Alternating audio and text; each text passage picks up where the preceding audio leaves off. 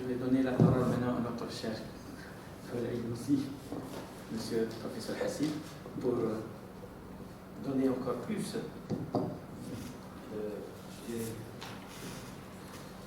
remarques ou bien d'observations, ou bien carrément de... Bismillah ar-Rahman ar-Rahim. Donc, je vous remercie, Monsieur le Président. Et au commencement, la boucle est bouclée. J'étais présent pendant le concours du doctorat où Sayed a eu ce concours. Et maintenant, je suis invité à évaluer le travail de thèse de Sayed Boutaïna. Donc, c'est un plaisir d'être parmi vous aujourd'hui. Au premier lieu, je tiens à remercier Boutaïna pour son travail et les efforts durant ces années de recherche. J'ai fait des remarques en indiquant que je suis très satisfait quant à la méthodologie de recherche. Le fait que la doctorante n'a pas hésité à chercher les tas d'art dans ce domaine et à se préoccuper de ce qui s'est passé ou se passe ailleurs en consultant des articles très récents cités dans la bibliographie. Concernant maintenant mes questions, donc il y a des remarques, regardez, complément d'information, c'est à vous de nous donner ces compléments d'information, et questions, c'est des réponses. Donc, dans la forme, et puis dans le fond. Dans la forme, la même remarque donnée par notre collègue Mahyoud concernant une seconde lecture avant de déposer votre thèse à la bibliothèque pour corriger les erreurs, soit de frappe, soit de grammaire, et que tout le monde peut-être a déjà fait cette remarque. Deuxièmement, concernant la source utilisée pour l'état de l'art, donc tout ce qui est information générale sur les concepts. L'utilisation de Wikipédia, je préfère utiliser des dictionnaires au lieu de Wikipédia. Wikipédia, elle n'est pas statique, elle est dynamique, ça change, donc elle n'est pas fiable à 100%. Même les dictionnaires, c'est à 95%, mais Wikipédia, c'est maximum à 70 à 80%.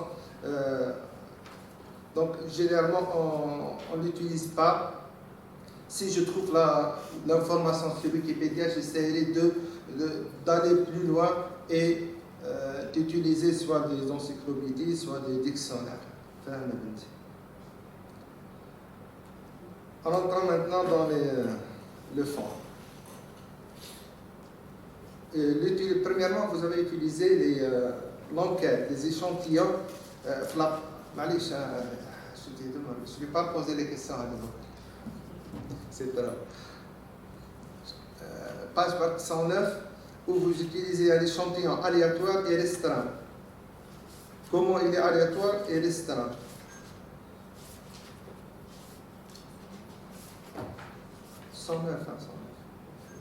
Donc vous utilisez comme ça. Dites, d'une part, je prends 109. D'une part, prendre contact avec la population et de tester son accessibilité à répondre au questionnaire. Mais vous utilisez avant ça, vous dites auprès d'un échantillon aléatoire et restreint. Ouais, pourquoi? Oui. Tout au début, introduction. Cinquième ligne. Initialement, une enquête pilote réalisée auprès d'un échantillon aléatoire et restreint de la population de Guelma.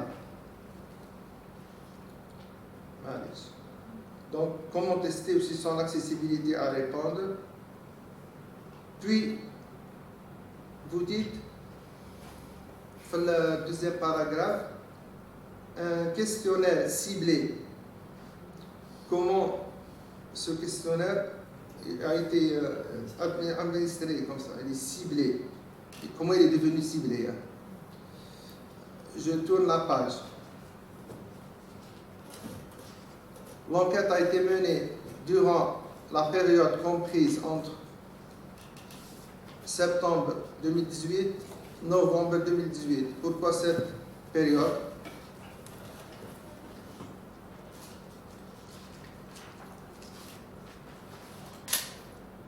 Et une remarque, à la page 112,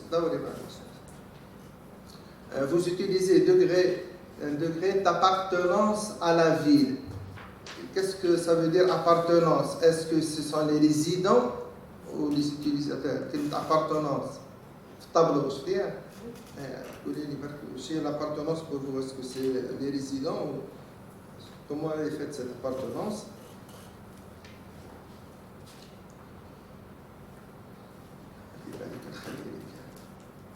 Si tu as le temps, tu m'expliques à la page 117, l'exploitation et investigation in situ, le tableau avec les différents. Page 121, le choix des points de mesure, comment est fait? 121, le choix des points de mesure, comment est fait?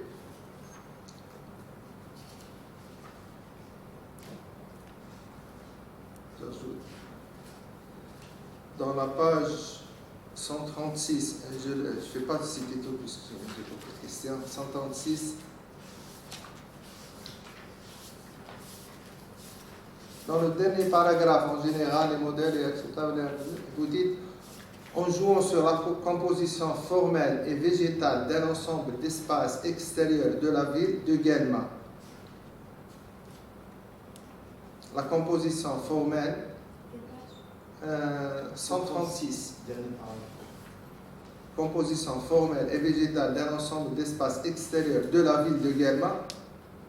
Comment en jouant sur la composition? Comment vous avez fait ce jeu pour arriver au résultat?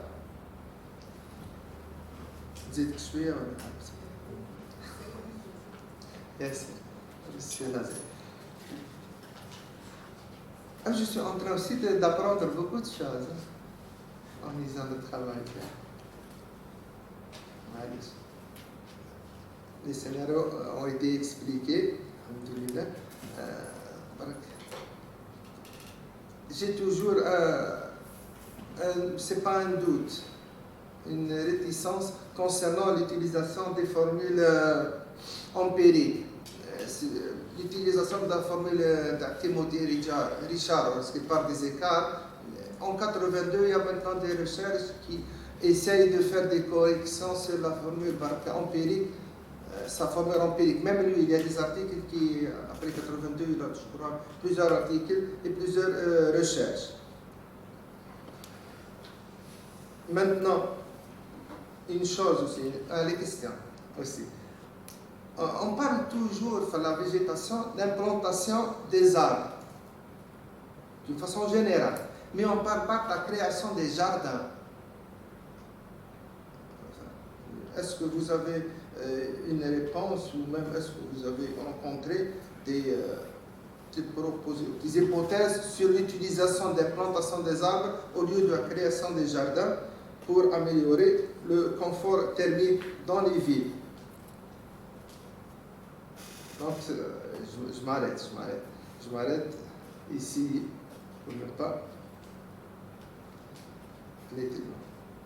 Et si j'ai un conseil à vous donner, peut-être maintenant vous avez parlé de la post-doctorat, au lieu d'aller du côté nord-est, essayez d'aller de le côté est. Essayez de voir avec les universités en Espagne, l'école polytechnique, Barcelone, Cordoue et ils vont un travail très intéressant sur le confort thermique.